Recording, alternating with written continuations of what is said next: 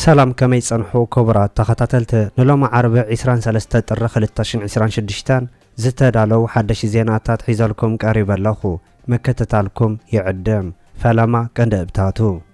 ናይ ኤርትራ ባጤራ ናቅፋ ኣብ ትግራይ ኣብ ኣገልግሎት ይውዕል ከም ዘሎ ዝገልጽ ዝወጽ ዘለው ሓደሽተ ሓበሬታታት ዝምልከተን ፕሬዝደንት አፈወርቂ ናብ ናይ ሱዳን ሉዓላዊ ባይቶ ደብዳቤ ከም ዝለኣኸን ኣብ ኣሜሪካ ዝነብሩ ኤርትራውያን ኢትዮጵያውያን ጥንቃቐ ክገብሩ ከም ዝግባእ ከም ዝተገለጸን ኤርትራን ብሩንድን ዲፕሎማሲያዊ ርክብ ከም ዘካየዳን ኣሜሪካ ካብ ውድብ ጥዕና ዓለም ከም ዝሰሓበት ከም ዝተገለጸን ኢትዮጵያን ጀርመንን ዘካየዱ ወዘተን ፖሊስ ዩጋንዳ ኣባል ባይቶ ቀንዲ መሻርክቲ ቦቢ ዋይን ከም ዝኣሰረን ዝብሉን ካልእን ዝሕብር ዝርዝር ዜናታት ሒዝናልኩም ቀሪብና ኣለና ንቻነልና ሰብስክራይብ ብምግባር ክሳብ መወዳእታ ክትከታተሉና ብኽብሪ ንዕድመኩም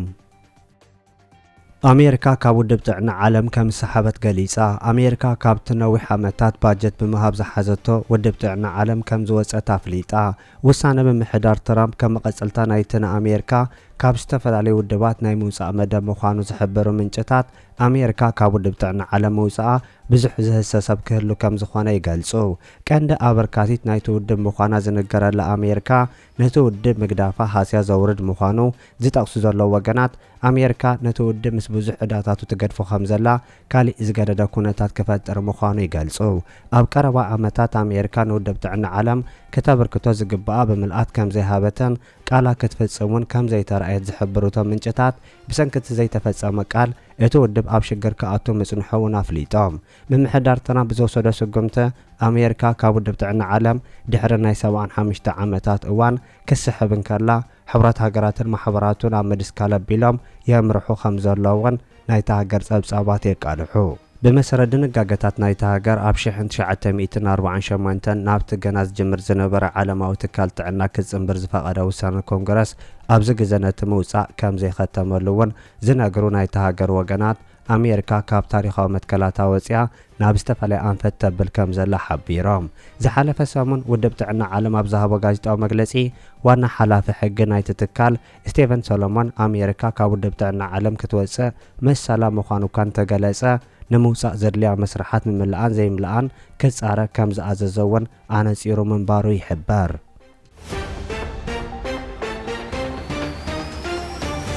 ፖሊስ ዩጋንዳ ኣባል ባይቶን ቀንዲ መሻርክቲ ቦቢ ዋይን ከም ዝኣሰረ ተገሊጹ ኣብ ዩጋንዳ ዝተኻየደ ፕሬዝዳንታዊ ምርጫ ብዓወት ወዲ 81 ዓመት ዮወሪ ሙሴቬኒ ድሕረ ምዝዛሙ ኣብታ ሃገር ጸጥታዊ ኩነታት ገና ከም ዘይረግአ ኣብ ዝሕበረሉ ዘሎ እዋን ፖሊስ ዩጋንዳ ንኣባል ባይቶ ሙዋንጋ ኩሽምቢ ከም ዝኣሰረ ተገሊጹ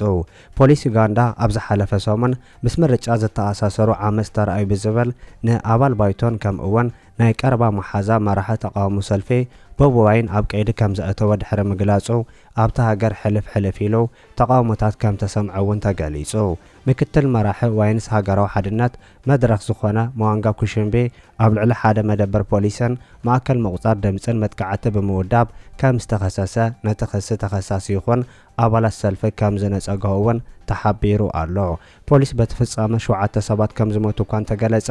እቲ ፖለቲከኛ ግን ውፅኢት ምርጫ ባይቶ ኣብ ዝጽበየሉ ዝነበረ እዋን ኣብ ገዛው 10 ሰባት ከም ዝተቐተሉ ብምግላጽ ዝተፈላለዩ ጸብጻብ ምሃቡ እውን ይነገር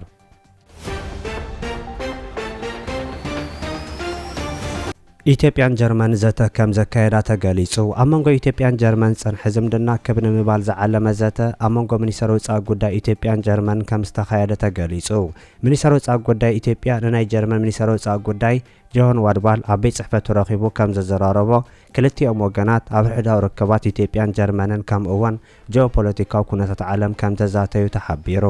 እቲ ኣብ መንጎ ላዕሎ ሰብ ስልጣን ክልቲአን ሃገራት ዝተካየደ ርክብ ከም መቐጸልታ ናይቲ ቀዳማይ ሚኒስትር ኢትዮጵያ አብይ አሕመድን ናይ ጀርመን ቻንስለር ፍሬድሪክ መርዝ ተካየደ ርክብ ምዃኑ እቶም ወገናት ይገልጹ እቲ ናይ ጀርመን በዓል ስልጣን መንግስቲ ጀርመን ምስ ኢትዮጵያ ንዝጸንሖ ርክባት ኣብ ምዕባይ ሕጂ እውን ከም ወትሩ ድሉው ምዃኑ ብምሕባር ማእከል ኣፍሪቃዊ ሕብረት ኣብ ኣዲስ ኣበባ በምህላው ምስ ኢትዮጵያ ዝግበር ሽርክና ፍሉይ ከም ዝገብሮ ወሲኹ ሓቢሩሎ ኢትዮጵያ ኣብ ቀርኒ ኣፍሪቃ ሰላም ርግኣትን ንምርግጋስ ትገብሮ ዘላ ጻዕሪ እውን ከም ዝነኣደ ዝነገረሉ እቲ ናይ ጀርመን ሚኒስትር ወጻኢ ጉዳይ ኢትዮጵያ ኣብ ሶማልያ እውን ሰላም ንምርግጋስ ፍሉይ ምክያዳ ሞጊሱ ህዝቢ ኢትዮጵያ 130 ሚልዮን ምዃኑ ኣብ ግምት ብምእታው ኢትዮጵያ ኣፍ ደገ ባሕሪ ክትረክብ ምኹንዩ ምዃኑ እውን ከም ዝገለጸ ዝነገረሉ እቲ ናይ ጀርመን በዓል ስልጣን ኢትዮጵያ ኣንጋዲት ዋዕላ ክሊማሎ ውጥ ሕብራት ሃገራት ክትከውን ምኽኣላ እውን ዮሃና ክብላ ከም ተሰምዐ ተፈሊጡ እቲ ሚኒስትር ወጻኢ ጉዳይ ጀርመን ካብ ዝተወሳኺ ምስ ቀዳማይ ሚኒስትር ኢትዮጵያ አብይ አሕመድን ካልኦት ሰብ ስልጣን ኢትዮጵያ ዘተ ከም ዘካየደ እውን ተገሊጹሎ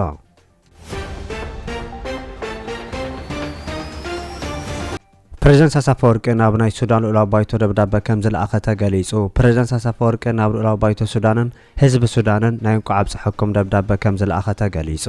ፕሬዝዳንት አሳፈወርቂ ኣብ መልእኽቱን ኣቦ ወንበር ልኡላዊ ባይቶ ሱዳን ጀነራል ዓብዱልፈታሕ አልቡርሃን ሙሉእ ጥዕና ንህዝቢ ሱዳን እውን ሰላም ብልጽግናን ተመንዩ ኣብ መንጎ ሱዳን ኤርትራን ዘሎ ታሪኻዊ ዓሚቕ ዝምድናን ምሕዝነት እውን ደጊሙ ከም ዘዘኻኸረ ዝነግር መልእኽቲ እቲ ፕሬዝዳንት ኣብ ኩሎም መዳያት ኣብ ጎኒ ተባይቶ ምህላው ምግላጹ ብተወሳኺ ተሓቢሩ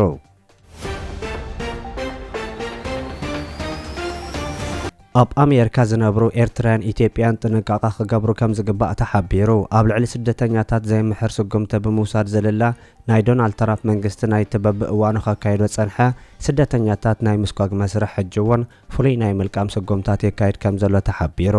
ኣብ ከም በዓል ዋልመርትን ሆም ዲፖትን ሰርሑ ኤርትራውያን ኢትዮጵያን ካልኦት ስደተኛታትን ፍሉይ ጥንቃቐ ክገብሩን ናይታ ሃገር ኢሚግሬሽን ጸጥታን ካብ ዘለዎ ብምውሳድ ይኣስርዎም ይጥርዝዎም ከም ዘለውን ናይቲ ከባቢ ሓበሬታ የረጋግጽ ሕጋዊ መንበሪ ፍቓድ ንዘይብሎም ሰባት ብዘይ ዋዕል ሕዳር ከም ገበነኛታት ዝቆጽር ናይ ኣሜሪካ ስርዓት ኣብዚ ግዜ ካብ ዝኾነ ካልእ ግዜ ዝበኣሰ ፖሊሲ ስደተኛታት ተኣትዩ ከም ዘሎ ክጥቀስ ጸንሐን ዘሎን ምዃኑ ይፍለጥ እዚ ከምዚ ኢሉ እንከሎ ሰብ ስልጣን ኣሜሪካን ወዲ 5 ዓመት ቆልዓን ኣቦኡን ከም ዝኣሰሩ ተገሊጹ ሰመዚ ቤት ጽሕፈት ኢሚግሬሽን ኣሜሪካ ኣይስ ብሰሉስ ንሓደ ወዲ 5 ዓመት ቆልዓ ከም ዝኣሰሩ ሰመዚ ኣብያተ ትምህርቲ ሚኒሶታን ጠበቓ ስድራ ቤት ናይቲ ዝተኣሰረ ቆልዓን ሓቢሮም ኣለዉ እቶም ሰመዚ ኣይስ ነቲ ኣድርያን ኣልኮንደር ኮንጀስ ተባሃለ ኣቦ ነቲ ኣብ ኣዚላ ዝመሃር ሊያም ራምሶን ብመኪና ናብ ገዝኡ ነእተውን ከለዩ ደው ኣቢሎሞ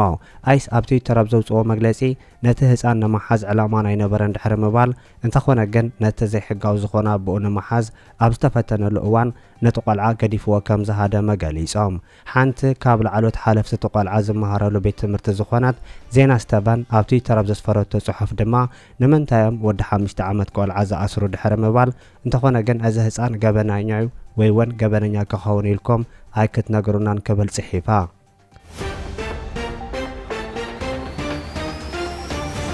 ኤርትራን ብሩንድን ዲፕሎማሲያዊ ርክብ ከም ዘካየዳ ተገሊጹ ኤርትራን ብሩንድን ብመንገዲ ኣምባሳደራትን ኣብ ኢትዮጵያ ርክብ ምክያደን ተገሊጹ ፈጻሚ ጉዳያት ኤምባሲ ኤርትራ ኣብ ኢትዮጵያ ቋሚ ወኪል ኤርትራ ብሕብረት ኣፍሪቃ ቢንያም በርሃን ንኣምባሳደር ብሩንዲ ኣብ ኢትዮጵያ ኣብ ቤት ጽሕፈት ተረኺቡ ከም ዘዘራረቦ ካብቲ ከባቢ ዝተረኸበ ምንጪ ይገልጽ ኣብቲ ኣብ መንጎ ክልቲኦም ዲፕሎማሰኛታት ዝተኻየደ ርክብ ኣምባሳደር ቢንያም ምስ ኣምባሳደር ዊልያምተን ኣብ ሕዳው ዕቤትን ሃገሮምን ኣብ ጉዳይ ሕብረት ኣፍሪቃን ዝምልከት ከም ተዛተዩ እውን ተገሊጹ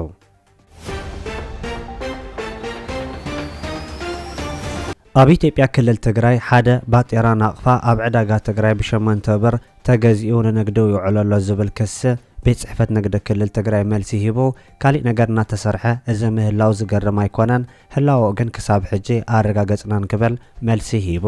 ቤት ጽሕፈት ብዙህነትን ርክብ ህዝብታትን ክልል ትግራይ ብወገኑ ምስ ኤርትራ ዘሎ ርክብ ህዝቢ ንህዝቢ እምበር ንግዳዊ ኣይኮነን ኢሉ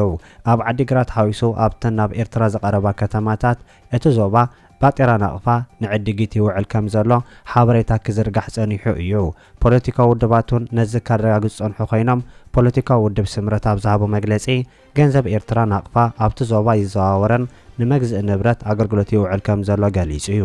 አቶ ሓለፎም ሓላፊ ኮሙኒኬሽን ቤት ጽሕፈት ውድብ ስምረት ኮይኑ አቶ ሓለፎም ኣብ ክልል ትግራይ ብፍላይ ኣብ ዶባት ኤርትራ ዘይሕጋዊ ንግዲ ከም ዝወሰኸን ኣብ ኢትዮጵያ ንሓደ ባጤራ ናቕፋ ብ8 ብር ዕድጊት ይፍጸም ከም ዘሎ ሓቢሩ እዚ ድማ ናብ ክልል ትግራይ ዝኣቱ ነዳድን ንብረትን ኣብ ኤርትራ ክኸይድ ከም ዝገበሮ ዝገለጸ ኮይኑ እዚ ዘይሕጋዊ ምንቅስቓስ ኣብ ትግራይ እውን ልዑል ዋጋታት ንብረት ከም ዘስዓበ ሓላፊ ቤት ጽሕፈት ኮሙኒኬሽን ውድብ ስምረት ገሊጹ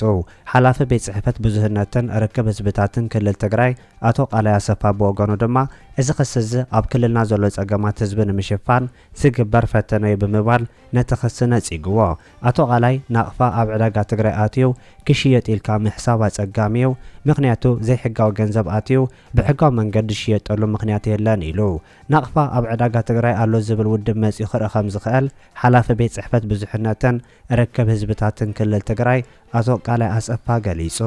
አቶ ቃላይ ሕጋዊ ምትሕላፍ ገንዘብ ዘይኮነ ምስ ካልኦት ክልላት ህዝቢ ትግራይ ምስ ጎረቤት ህዝቢ ኤርትራ ህዝብን ህዝቢ ዝምድና ከም ዘሎ ጠቂሱ እዚ ልክዕ ከምቲ ኣብ ኩሉ ከባቢታት ሃገርና ዝግበር ርክብ ህዝብን ህዝቢ እምበር ናይ ንግዲ ወይ መንግስቲ ምስ መንግስቲ ዝምድና ኣይኮነን ኢሉ